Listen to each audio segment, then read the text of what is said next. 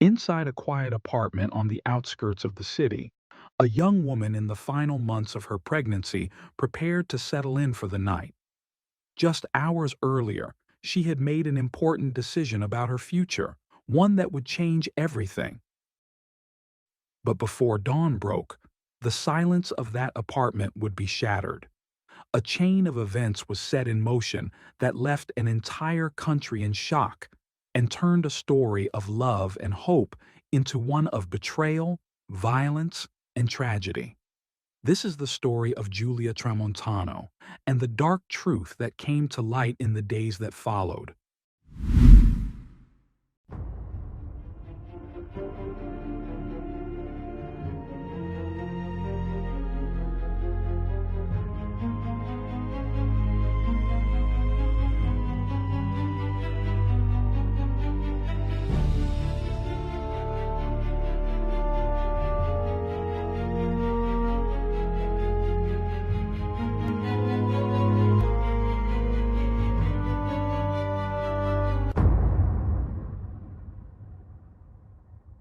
If you're a fan of true crime and criminal investigations, you won't want to miss our new book, The Ultimate Book of Serial Killers: 180 Files of the World's Most Notorious Murderers, now available on Amazon.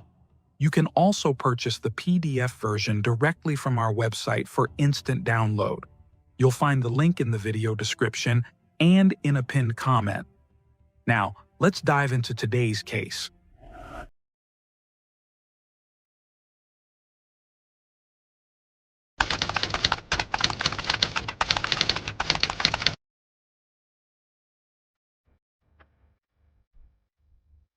Giulia Tramontano was born on May 2, 1994, in a small town in the province of Naples, in southern Italy. She was the first daughter of Franco and Loredana, and in the years that followed, two more children arrived, Anna and Mario.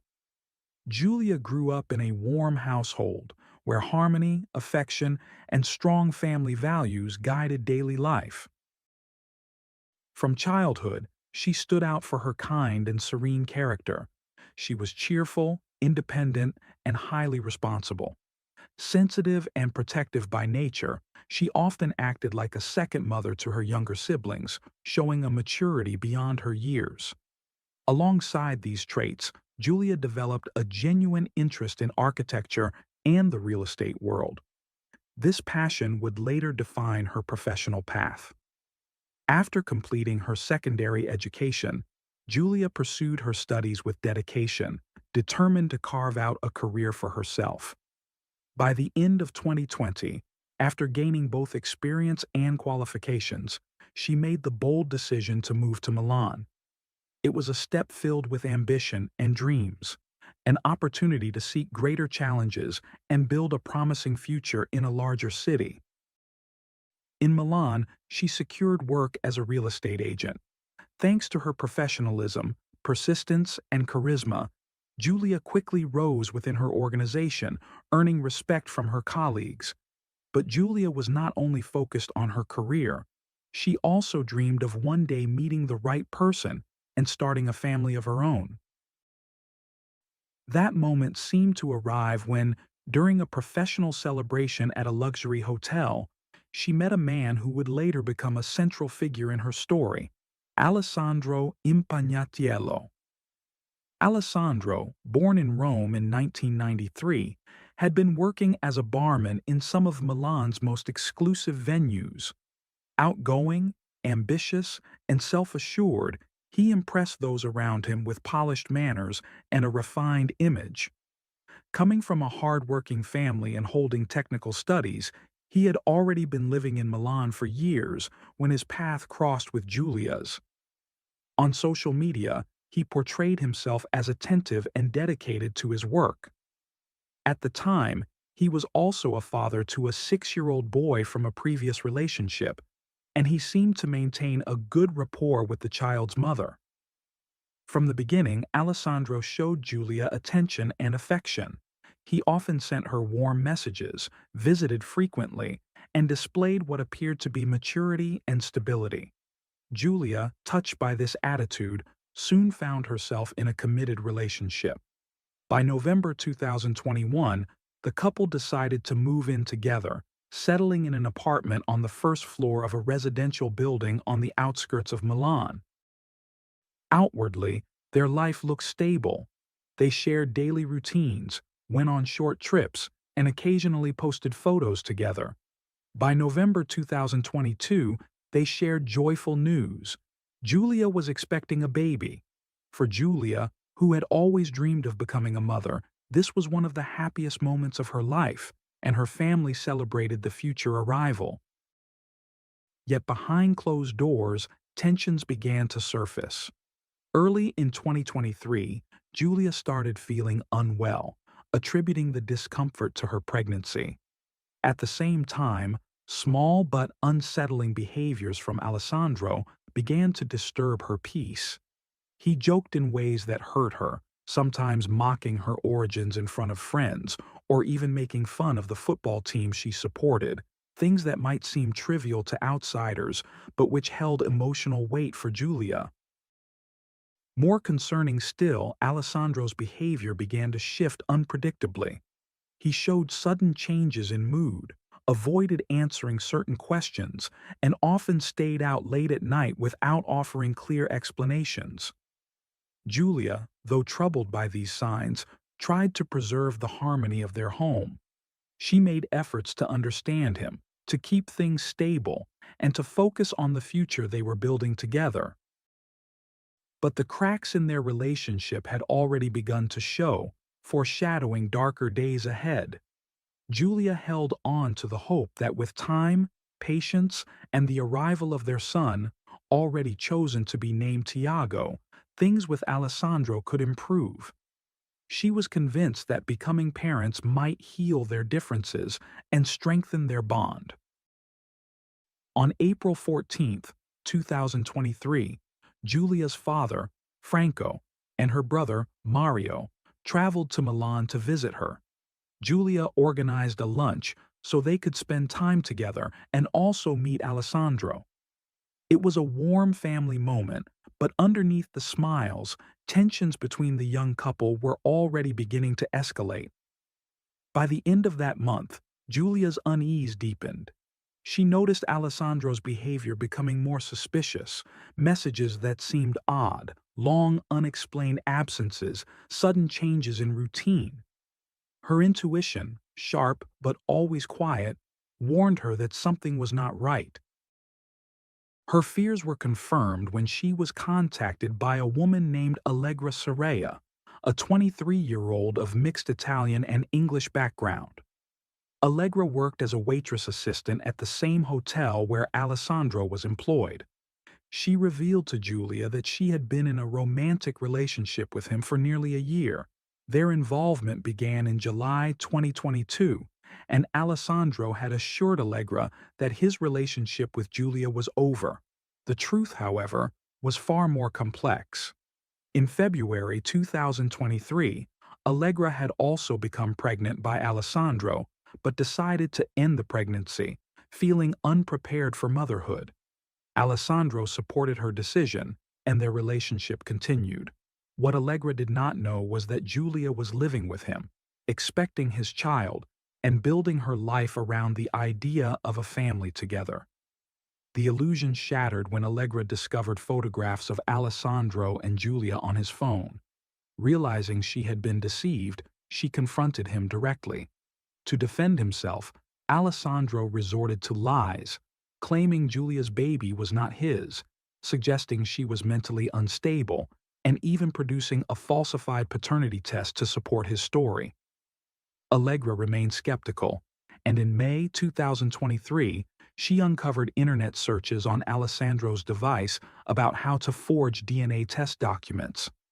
At that point, all doubts disappeared. Outraged and determined, Allegra reached out to Giulia using the number she found in Alessandro's phone. She told her everything about their year-long affair, the pregnancy, and the elaborate lies Alessandro had woven. On May 27, 2023, the two women met in front of a hotel. They spent more than an hour talking, offering each other compassion and understanding. Security cameras captured a tender moment as they hugged before parting ways. Julia confided that she intended to end her relationship with Alessandro and return home to her family. Allegra even offered her a place to stay that night, a gesture Julia kindly declined. Neither of them could have imagined how crucial that decision would be. That evening, Julia returned to the apartment she shared with Alessandro, emotionally shaken but resolute in her decision to leave him. The next day, Sunday, May 28th, Alessandro appeared at a police station accompanied by his mother. He reported Julia missing, stating that he had last seen her that morning, asleep in their bed before he left for work. His words marked the beginning of a case that would soon horrify Italy. Julia's disappearance did not fit the simple story Alessandro at first told the police. He told officers that an argument had occurred and that, when he returned to work, Julia was gone. According to his initial account, she had taken personal belongings, her phone, passport, and a sum of cash. Signs, he said, that she had chosen to leave on her own. After filing the missing person report, Alessandro phoned Julia's parents.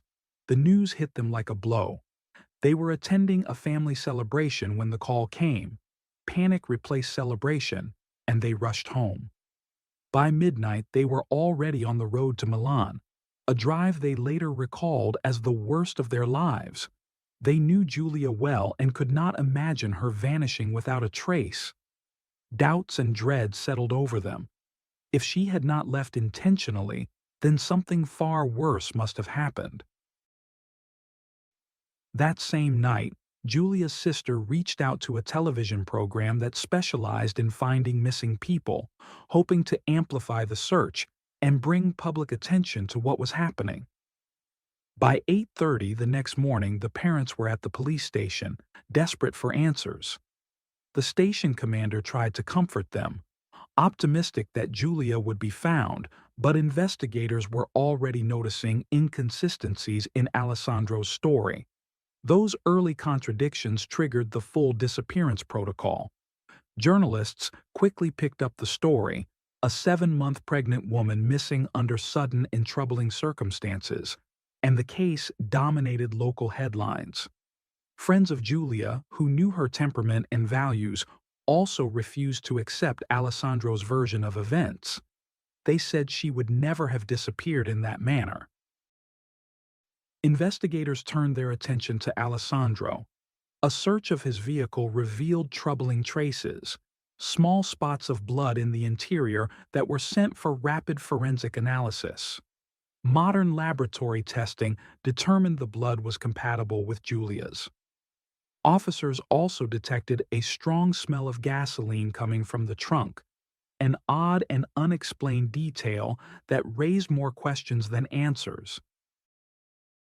Neighbors were interviewed and described heated arguments between the couple in the weeks before Julia vanished, shouts and disturbances that painted a picture of a relationship far less calm than the photos they had posted online. Inside the apartment, the police found faint reddish stains on the stairs and in the hallway, subtle marks that, when combined with the car evidence and Alessandro's contradictory timeline, shifted investigators from concern to suspicion. What unsettled detectives most was Alessandro's behavior in the days that followed. While Julia's family and friends organized vigils and desperate searches, he seemed removed. He completed the formalities to report a disappearance, but took little visible part in the grassroots effort to find her. He did not join search parties. He did not amplify appeals on social media. His public displays of worry were minimal. That emotional distance, investigators later said, was unusual for someone in his position and only deepened the suspicion surrounding him. A crucial breakthrough came when detectives examined the digital devices seized from Alessandro: his phone, his tablet, his computer. The cached searches and browsing history told a disturbing story. Long before Julia's disappearance, investigators found searches about poisons, the effects of toxins, and methods that could harm a person without leaving obvious signs. Those queries, dated months before the tragedy, added a chilling layer to the investigation and gave detectives probable cause to treat the case as more than a disappearance. Taken together, the forensics in the car, the gasoline odor, the apartment stains, the neighbors' reports, the inconsistencies in Alessandro's timeline, and the troubling internet history moved the inquiry from a missing person case into a full criminal investigation. Investigators soon uncovered even more disturbing evidence from Alessandro's digital history. His searches did not stop at general queries about poisons. He had also looked up why certain toxic substances sometimes failed to work as intended, almost as if he were experimenting with possible methods. This detail left no doubt about his premeditation. The trail of evidence against him only grew stronger. Experts examined the supposed DNA test Alessandro had once shown to Allegra, the other woman involved in his life. Forensic analysis confirmed what many had already suspected. The document had been altered and manipulated to sustain his deception. Another major breakthrough came when authorities reviewed Alessandro's movements in the days after Julia was reported missing. Thanks to the city's extensive network of security cameras, detectives were able to piece together his activities. The footage showed him moving through Milan as if nothing unusual had happened. Even more telling, he was recorded entering a garage multiple times, carrying black plastic bags, and later leaving empty-handed. Confronted with this mounting evidence, Alessandro was detained for questioning. At first, he stubbornly clung to his story, insisting he knew nothing about Julia's fate. But the weight of the proof pressed in on him from every angle. Eventually, he broke. In the night between May 31st and June 1st, 2023, Alessandro confessed to taking Julia's life and gave precise instructions about where her body could be found. Following his directions, investigators searched the garage he had visited. In the basement, wrapped in black trash bags, they discovered Julia's remains, tragically close to the apartment she had shared with him. Alessandro was arrested immediately and transferred to prison, while the heartbreaking news spread across Italy. Meanwhile, forensic experts carried out a detailed autopsy. Their findings painted a chilling picture. Julia had been stabbed 37 times in different parts of her body. None of the wounds were immediately fatal, meaning she died slowly from blood loss. Even more troubling was the fact that no defensive injuries were found on her hands or arms, suggesting she had been attacked by surprise, with no chance to defend herself. The body also bore extensive burn marks. Toxicology tests revealed traces of rat poison in her system, confirming suspicions that she had been poisoned weeks before her death. To understand the man behind this crime, the court ordered a psychological evaluation of Alessandro. The results were alarming. He displayed strong narcissistic traits, a profound lack of empathy, and a deeply ingrained egocentrism. Throughout interrogations and court proceedings, he showed no sign of remorse for what he had done. For the experts, this was the portrait of a manipulative individual who viewed others only as instruments to serve his own interests. Through his own admissions and the work of forensic experts, a reconstruction of the crime was possible. It showed that Alessandro had begun planning Julia's death months in advance. As early as December 12, 2022, just days after Julia told him she was pregnant, he started searching online for poisons. Over the next 6 months, until May 2023, he refined his plan while at the same time nurturing his secret relationship with Allegra. During this period, Julia was unknowingly being given toxic substances, weakening her health while she carried their unborn child.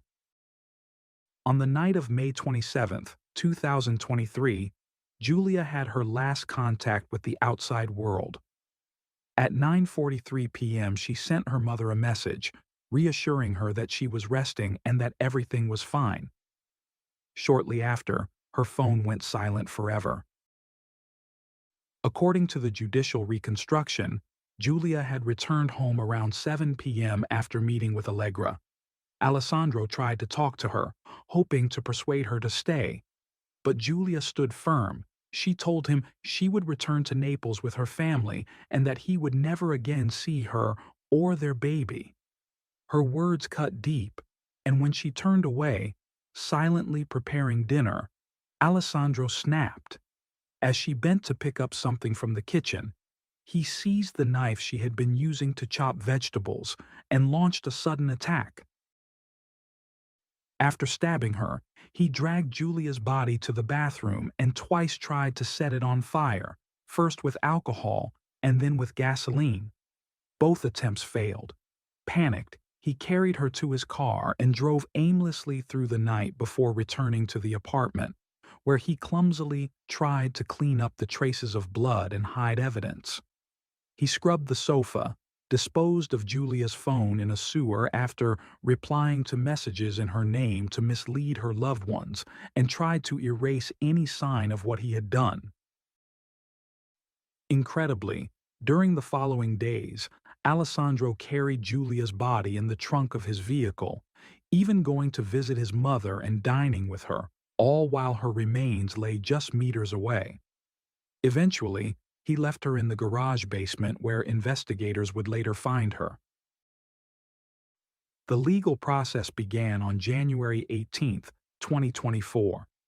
Alessandro was charged with aggravated murder by cruelty and cohabitation, the unlawful interruption of a pregnancy, concealment of a body, poisoning, and destruction of evidence.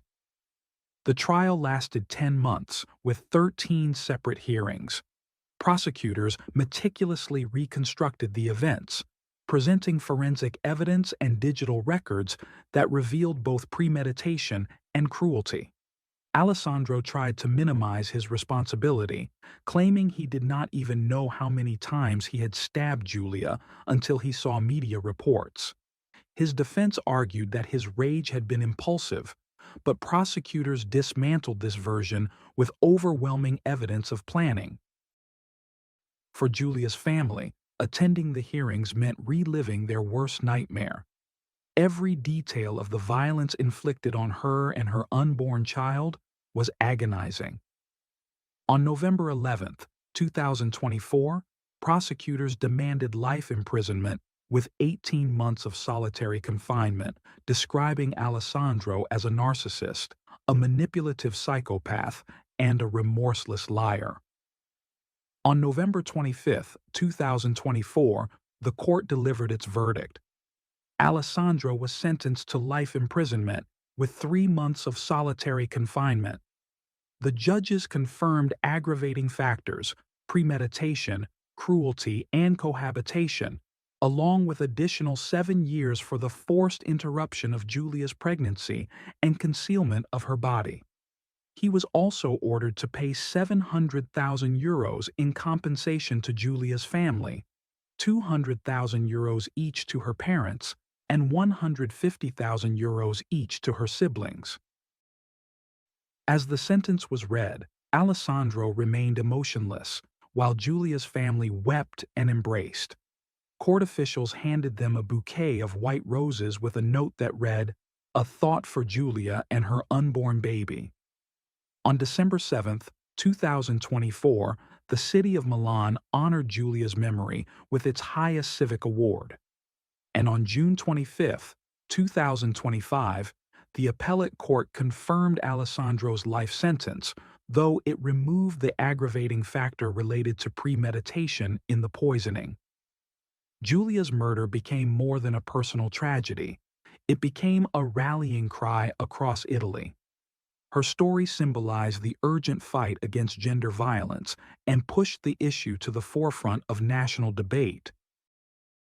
Julia was a young woman who wanted nothing more than to build a family and a future with her son.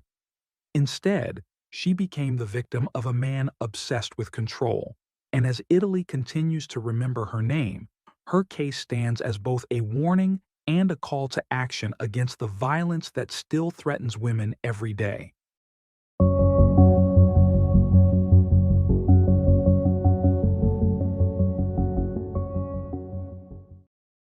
Thanks for tuning in to Unreal True Crime. If you're intrigued by mysteries from around the world, check out our new channel, Latin Crimes, where we dive into the gripping true crime stories of Latin America.